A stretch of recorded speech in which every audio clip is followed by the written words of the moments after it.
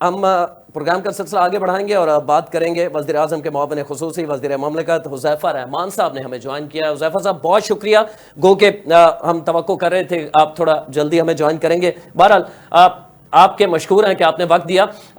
मैं पहले सवाल ये आपसे करना चाहूंगा कि काबीना में तोसी जो की गई है इस पे काफ़ी तनकीद भी की गई सोशल मीडिया। आप समझते हैं कि इस तोसी की ज़रूरत थी जिसकी वजह से आप भी काबीना का हिस्सा बने? जी, बहुत शुक्रिया। एक तो मैं ऑन एयर आपके व्यूअर्स से और आपसे माज़रत ख़्वाह हूँ ठीक कि है, नहीं आपसे नहीं 11 कोई बजे बात। की कमिटमेंट थी। एक्चुअली हुआ ये कि मेरा मोबाइल अचानक से ऑफ हो गया, जब मैं लास्ट आपसे बात भी कर रहा था और जी मैं जी एक बड़ी इंपॉर्टेंट मीटिंग में था। लेकिन जो कि आपको वर्ड्स दिए हुए थे, मैं फिर फ़ौरन इमीडिएटली उस मीटिंग से निकला और मुझे आने में कोई 20-25 मिनट लग गए। जी जी। इसको चार्जिंग पे लगाना था और वो अनफॉर्च्यूनेटली आज ना गाड़ी में उसने चार्जर रखा और ना ही मेरे पास पावर बैंक था। अच्छा अच्छा, दूसरा कोई आपने बात। बात की जी काबीना में तौसीक की। देखें जी, बात ये है कि अगर बड़ा इस पे ज़्यादा तनकीद भी की गई और कहा हम्म गया कि 55 रुकनी काबीना हो गई। हम्म। देखें, आपके मुल्क में अगर 35 से 36 डिवीजन्स एंड मिनिस्ट्रीज हैं, हम्म तो लामहला उनके लिए 35 या 36 जो है वो वफाकी वजीर रिक्वायर्ड है। हम्म और इसी तरीके से उनके नीचे एक एक स्टेट मिनिस्टर अगर हो तो 35 या 36 ही स्टेट मिनिस्टर रिक्वायर्ड। हम्म तो या तो आप ये करें कि आप उन वजारतों को अबॉलिश कर दें, फिर आपकी काबीना का हुजम कम हो सकता है। हम्म ये तो नहीं हो सकता कि एक वजारत का चार्ज जो है, या सॉरी, एक वजीर के पास 4-4 वजारतों का चार्ज हो। तो हम्म मुझे आप ये बताएं, एक दिमाग एक दिन में 8-10 घंटे ही काम कर सकते हैं ना, या 15 घंटे काम कर लेगा। तो अगर हम वजारतें अबॉलिश करते हैं तो तनकीद ये होती है कि जी आप इस्दादे कार कम कर रहे हैं, ह्यूमन जो रिसोर्स है आपका वो कम कर रहे हैं और बेरोजगारी फैला रहे हैं। और अगर हमने सही लोग लगा दिए हैं हम्म वजारतों के अंदर कि वो अपना कारकर्दगी दिखाएं। देखें, एक वजीर की तनख्वाह, अगर देखें तनख्वाह पे बड़ी तनकीद हुई। मैं आपसे खुली बात करता हूँ कि पहले 1.5 लाख या 1,80,000 तनख्वाह थी, हम्म वो 5 लाख हो गई। खैर, मुझे तो पता नहीं है, मैं तो आज तक ना कभी टीएडी लिया ना तनख्वाह ली। लेकिन अगर उस बात को भी दुरुस्त मान लिया जाए तो यानी इसका मतलब है कि एक वजीर एक साल के अंदर तकरीबन 60 लाख के करीब हम्म तनख्वाह ड्रॉ करेगा। अगर 5 लाख भी तनख्वाह हो तो 5 साल के अंदर वो तकरीबन 3 करोड़ रुपए, अगर वो 5 साल में सरकार के 25-30 अरब रुपए जो उसकी वजारत में है उसका सही इस्तेमाल कर ले, तो क्या 3 करोड़ रुपए कोई सौदा महंगा नहीं है कि वो हम्म उसके कस्टोडियन बनकर काम करेगा। और एक वजीर अगर वजारत में नहीं होता तो मैं आपको ये बताऊं, वजारत में उसका स्टाफ, उसका दफ्तर, हर चीज वैसे ही चल रही होती है। वो तनख्वाहें भी ले रहे होते हैं लेकिन काम नहीं कर रहे होते हैं। तो मैं ये समझता हूं कि तनकीद ये नहीं होनी चाहिए कि काबीना इतनी बड़ी क्यों हो गई। अगर तो एक वजारत के अंदर 4-4 बंदे लगा दिए फिर तो नामुनासिब है। हम्म अगर एक वजारत में 2 बंदे लगाए जो आइन में मौजूद हैं, फेडरल मिनिस्टर, स्टेट मिनिस्टर, बिल्कुल ठीक है। हाँ, अब आप उनकी कारकर्दगी पर तनकीद जरूर करें। अगर कल कला वो कारकर्दगी नहीं दिखाते, परफॉर्म नहीं करते, वजारत से चिमटे रहते हैं, झंडे डंडे और स्कॉट के लिए सिर्फ वजारत से जुड़े हुए हैं, तो आपकी बिल्कुल तनकीद बजा है। लेकिन ये कहना कि इतनी लंबी काबीना क्यों आ गई, भाई ये तो आपके आइन में मौजूद है। आप हम्म या तो फिर नेशनल कंसेंसस करें, बैठ जाएं कि जी हमने मुल्क में टोटल 10 वजारतें रखनी है। तो ठीक है, फिर आपके 10 वजीर होंगे, 10 स्टेट मिनिस्टर होंगे, टोटल 20 रुकनी काबीना होगी। अगर आपके पास गुंजाइश ही 60 से 70 रुकनी काबीना की है तो जाहिर है फिर इस तरह की तनकीद मेरे ख्याल से मुनासिब नहीं है। और मेरे ख्याल से उस पर जो प्रोपेगेंडा किया गया वो भी नामुनासिब है। ठीक है। उज़ैफ़ा साहब, चूंकि जनूबी पंजाब से आपका ताल्लुक है और एक ऐसे इलाके से ताल्लुक है जहाँ बड़े बड़े सियासी ख़ानदान है। मैं अगर लगारी फैमिली का जिक्र करूँ या खोसा फैमिली का जिक्र करूँ, दीगर भी बड़े सियासी नाम वहाँ पे मौजूद हैं। तो इस जगह रहते हुए आपका वफाकी काबीना का हिस्सा बन जाना, फिर अहम जिम्मेदारी लेना, वज़ीर आज़म के मुआविन खुसूसी, जनूबी पंजाब की महरूमियों के हवाले से आपका क्या क्या किरदार होगा, ये मैं आपसे जानना चाहूँगा। चूँकि हमेशा से नज़रअंदाज किया गया और हर हुकूमत ने ये बाद में, हुकूमत ख़त्म होने के बाद माना है कि हम वो कुछ नहीं कर सके जनूबी पंजाब के लिए जो कुछ होना चाहिए था। पीपल्स पार्टी ने 2012 में, हमें याद है, जनूबी पंजाब सूबे की बात की थी। फिर तहरीक इंसाफ ने तो इसे अपने मंशूर का हिस्सा बना लिया था कि हम जब इक़्तिदार में आएंगे जनूबी पंजाब सूबा बनाएंगे।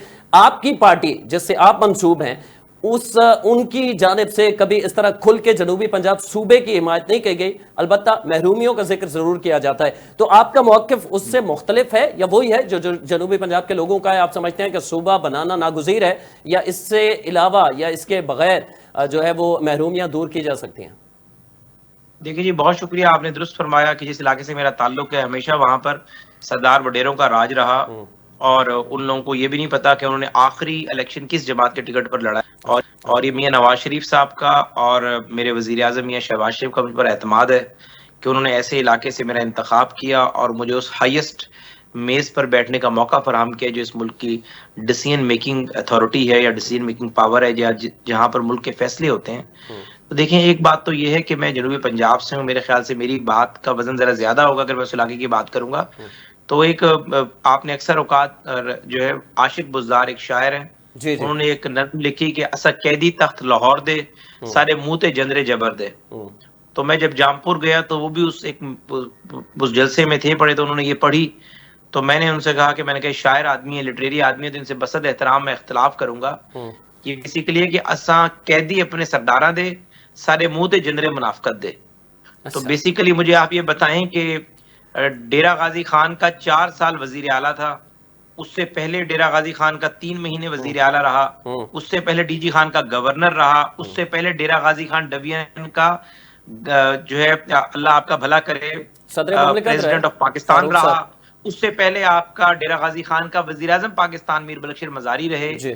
कोई एक सिंगल गवर्नमेंट ऐसी नहीं है जिसमें डीजी खान के पास फेडरल या प्रोविंशियल मिनिस्ट्री ना हो। तो मुझे आप ये बताएं कि क्या लाहौर ने कहा है कि आप अपने इलाके की एहसास महरूमी दूर ना करें? क्या लाहौर ने कहा है कि आप राजनपुर के अंदर एक ही कुएं से इंसान और जानवर एक ही कुएं से पानी पिए? हड़ंद और दाजल में आज भी मीठे साफ पानी मौजूद नहीं है। जहां तक बात आपने की मुस्लिम लीग नून की, तो देखें जी, मुस्लिम लीग नून हमेशा से जनूबी पंजाब के एहसास महरूमी की ना सिर्फ बात की है बल्कि हमने कारकर्दगी दिखाई है। अगर आप ये देखें कि 2008 से 2018 तक मियां शहबाज शरीफ के उस दौर को हर बंदा याद करता है। 2010 में ऐसा सैलाब आया था कि जनूबी पंजाब से कट गया था। डेरा गाजी खान, रुझान, दायरा दीन पनाह को जाने वाले जमीनी रास्ते खत्म हो गए थे, लेकिन शहबाज शरीफ वजीर आजम नहीं था। अब सूबे के महदूद वसाइल होते हैं, एनडी में सूबे के पास नहीं होती, पीडीए में होती है, बहुत छोटी सी होती है। उसके बावजूद 3 सालों में जनूबी पंजाब पूरा इंफ्रास्ट्रक्चर बहाल हुआ। तो देखें, इस बात को जनूबी पंजाब के जो इस वक्त के फ्यूडल्स हैं या जो और जमातों के इलेक्टेबल्स हैं वो एडमिट करते हैं कि शहबाज शरीफ का एक दौर इंतहाई शानदार दौर था, जिसमें Muzaffargarh DG Khan dual carriage, Khanewal बिहाड़ी ड्यूल कैरेज, निश्तर 2 का आगाज हुआ, मुल्तान में 2 हॉस्पिटल्स बने, टीचिंग हॉस्पिटल का, किडनी का हॉस्पिटल बना, डेरा गाजी खान में आपने देखा कि वहां पर टीचिंग हॉस्पिटल बना, मेडिकल कॉलेज बना, वहां पर दानिश स्कूल बने, राजनपुर में दानिश स्कूल बने। राजनपुर का डीएचक्यू को अगर आप बेंचमार्क बना लें तो पूरे पंजाब की आप हेल्थ सेक्टर की कारकर्दगी का जायजा ले सकते हैं कि वो राजनपुर जहां पर काले पानी कहकर सजा दी जाती थी और कहा जाता था कि इस बंदे को ओएसडी ना करें, राजनपुर भेज दें, काले पानी है, उस राजनपुर का डीएचक्यू जो है वहां एमआरआई और सिटी स्कैन मशीन मौजूद है। तो शहबाज शरीफ का मैं जो समझ पा रहा हूं वो ये आप ये कह रहे हैं कि एहसास महरूमी दूर कर दिया जाए, इसके लिए अलहदा सूबे की जरूरत नहीं है, आप ये कहना चाह रहे हैं? मैं बिल्कुल जनूबी पंजाब सूबे का हामी नहीं हूं। अच्छा। क्योंकि मैं समझता हूं कि हमारे पास टैक्स कलेक्शन का वो निज़ाम मौजूद नहीं है। हमारे जितने अपर पंजाब के वसाइल हैं वो ज्यादा हम यूज करते हैं, अपने वसाइल उन्हें कम देते हैं। एग्रीकल्चर हमारी एक बैकबोन थी, वो एग्रीकल्चर उस तरह नहीं चल पा रही। ये डायलॉग की तो बात बहुत अच्छा है कि जी सूबा बना दें। ये ऐसे ही है कि आपके घर के 4 बेटे हों और सबसे छोटा बेटा कम कमाता है और वो कहे मुझे इंडिपेंडेंट कर दें। आप इंडिपेंडेंट तो उसे कर देंगे, लेकिन जब उसे पता चलेगा कि यूटिलिटी के मैंने बिल्स देने हैं, घर का किराया देना है, अपनी तनख्वाह पे मैंने गुजारा करना है, तब उसे कंसेप्ट क्लियर होंगे। तो मैं समझता हूं कि जनूबी पंजाब का एहसास महरूमी अभी भी बहुत बाकी है, जो दूर होना चाहिए। बहुत सारे काम होना बाकी हैं। वहां से जीतने वाले इलेक्टेबल्स, वहां से मुंतखब होने वाले एमएनए एमपीएस ने वो कारकर्दगी नहीं दिखाई जो दिखानी चाहिए। गोब मरकज और सूबा जो है, जब नून लीग की हुकूमत जब रही, शानदार कारकर्दगी का मुजाहरा करते रहे। शहबाज साहब ने बड़ा परफॉर्म किया, लेकिन मजीद भी काम होना चाहिए। लेकिन इसे जनूबी पंजाब के आप सूबे से जोड़ दें, उस मुतालबे को आप तकवीयत दें, तो मेरे ख्याल से ये वही हाल होगा कि सूबा तो बलूचिस्तान भी है जी, सूबा तो केपी के भी है। तो लेकिन जाहिर है बात वही है कि हमें वसाइल की तकसीम नहीं हो रही। फिर बात यही होगी कि हमें वसाइल नहीं दिए जा रहे। दो चार चीजें ऐसी जनूबी पंजाब के लिए, आप जब अपनी अल्लाह करे कि मुद्दत पूरी करे हुकूमत, आप जब इस वजारत से हटें तो इलाके के लोगों को बता सकें कि मैंने अपने इलाके के लिए ये काम किए जो बहुत जरूरी थे। जी, सबसे इंपॉर्टेंट चीज तो ये है कि मैं समझता हूं, जो मैंने प्राइम मिनिस्टर को भी रिक्वेस्ट की है, अल्लाह खैर करो मेरी बात मान लेंगे, कि डेरा गाजी खान को आप मोटरवे से कनेक्ट करें, जो कि डेरा इस्माइल खान और नागशाह से कनेक्शन हो मोटरवे का। इन्हें डेरा इस्माइल खान नागशाह से जुड़ जाए और साथ में बीच में मियां वाली तक जाने के लिए मोटरवे नहीं है। जी, उसके लिए एक मैं वही बता रहा हूँ आपको, तो उसके लिए एक जो है उसका इंटरचेंज डेरा गाज़ी खान में हो, तो डेरा गाज़ी खान के लोगों के लिए आसानी रहेगी कि वो 1.5 घंटे में डेरा इस्माइल खान जाएँगे, वहाँ से 2 घंटे में इस्लामाबाद, और इसी तरीके से डीजी खान से आधे घंटे में नागशा आएँगे, वहाँ से 3 घंटे लाहौर। तो लाहौर और इस्लामाबाद आपसे 3.5 घंटे की मुसाफत पर हो जाएगा। तो ये एक अहम काम है जो मैं चाहता हूँ कि अगर ये मैंने मोटरवे कनेक्ट कर दी डेरा गाज़ी खान को, तो मैं समझूँगा कि मैंने अपने इलाके का जो मुझ पर एक बहुत बड़ा कर्ज़ है, उसका कुछ हिस्सा अदा करने की कोशिश की है। ये सबसे बड़ा काम है जो होना चाहिए। जी। ठीक है, आखिर में मैं चाहूँगा आप ये कह दीजिएगा, जो केनाल का एक मामला है, अहम मामला है, ज़ाहिर है वो भी जनूबी पंजाब का इलाका है जहाँ ज़मीनें आबाद की जा रही हैं ज़्यादातर।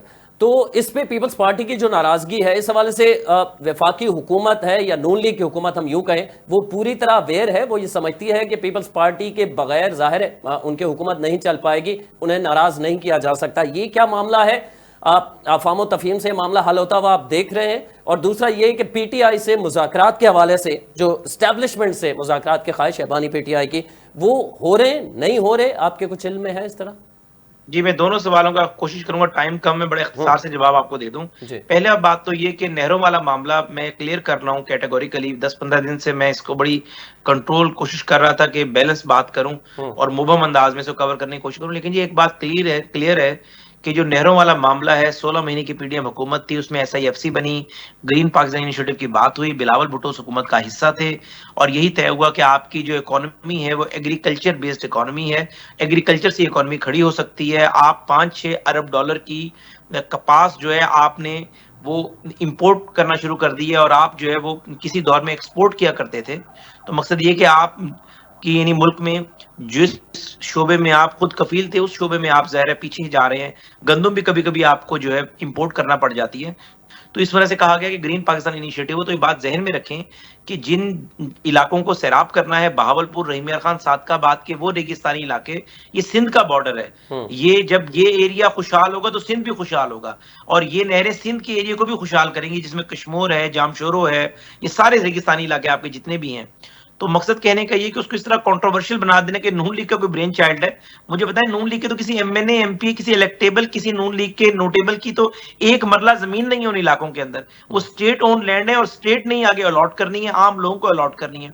उस पर अगर कंट्रोवर्सी पीपल्स पार्टी की बन गई है तो उसमें फैक्चुअल बेस्ड बात जरूर करे, लेकिन उसे सबाइयत और लिसानियत का नाम ना दे।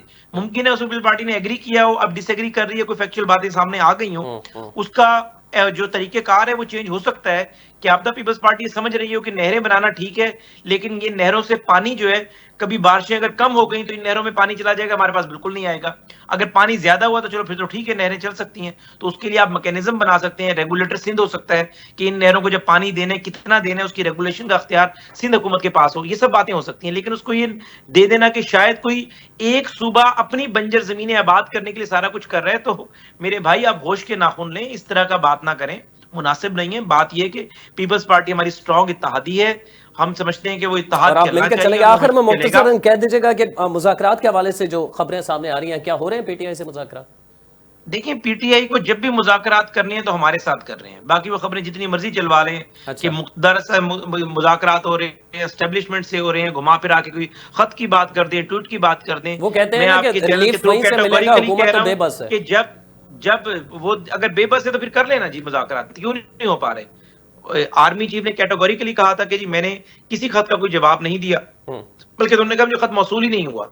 तो इसलिए अगर कोई मुज़ाकरात होंगे तो वो सियासी हुकूमत करेगी, सियासी टीम करेगी, और अगर कोई जाकर जेल में मिलता है बानी तहरीक इंसाफ से, तो हमारी मर्जी से, हमारी मुशावरत से, हमारी इजाजत से मिलता है। और अभी तो जो एक ये वफ्द मिला है, पीटीआई को जितनी डॉक्टर्स का एक जल्दी वफ्द मिला है, बैरून मुल्क से आया है, वो जो आपकी इजाजत से मैं मिला वही है बता हुकूमत की? पीटीआई जी बिल्कुल हमारी इजाजत से बिल्कुल मिला है। पीटीआई को जितनी जल्दी ये बात समझ आ जाए कि ये हुकूमत से ही मुज़ाकरात कर कर सियासी रास्ता निकलेगा, बाकी दाएं बाएं की बात नहीं, अपने नैरेटिव को खुद नल एंड वाइट कर रहे हैं, खुद सिविलियन बालादस्ती की बात करते हैं, रूल ऑफ लॉ की बात करते हैं, सुप्रीमेसी ऑफ डेमोक्रेसी की बात करते हैं, और बेसिकली चाह रहे हैं कि हमें दोबारा लाडला बना लिया जाए। तो आप एक तय कर लेना, अगर आप समझते हैं कि असल मुज़ाकरात जहां से होने, जहां पर असल ताकत मौजूद है, तो फिर पूरी बात करें ये ना कहें कि मीठा मीठा हब कड़वा कड़वा थू थू, ठीक। ये ना कहें कि नमाज ना पढ़ो, कुरान पाक में ये भी लिखा हुआ है अगर नशे की हालत में हो, पूरी फिर आयत बताए ना, फिर पूरी बात करें कि जी हम चाहते हैं कि एस्टेब्लिशमेंट मुक्तदरा हमें अपना लाडला बना ले, दोबारा एक दान के ऐवान का हमें रास्ता बता दे। फिर इस तरीके से आप उन पे तनकीद तो ना करें, आप सुबह दोपहर शाम उन पे तनकीद करते हैं, उन्हें कहते हैं न्यूट्रल हो जाएं, सियासत से पीछे हट जाएं, खुद दोबारा उन्हें सियासत में धकेल रहे हैं। तो ये तहरीक इंसाफ के डुअल मेयार हैं, डुअल स्टैंडर्ड्स ठीक हैं, है, गलत बयानी करते हैं, तो ज़ाहिर है उसमें आप मुझे बताएं कैसे कामयाबी होगी। ठीक है, हमारा तकरीबन वक्त है। वज़ीर आज़म के मुआविन खुसूसी वज़ीर ममलिकत हुज़ैफ़ा रहमान साहब, बहुत शुक्रिया आपका, आपने वक्त दिया NTN न्यूज़ को। नाजरीन, सियासी सूरत हाल, बदलती सूरत हाल के हवाले से हमने आपको बताने की कोशिश की और हुकूमती मौक़िफ़ और जो PTI के अंदर चल रहा है वो भी आपको बताने की कोशिश की। अगले प्रोग्राम तक के लिए इरफान हैदर को इजाज़त दीजिए। अल्लाह निगहबान।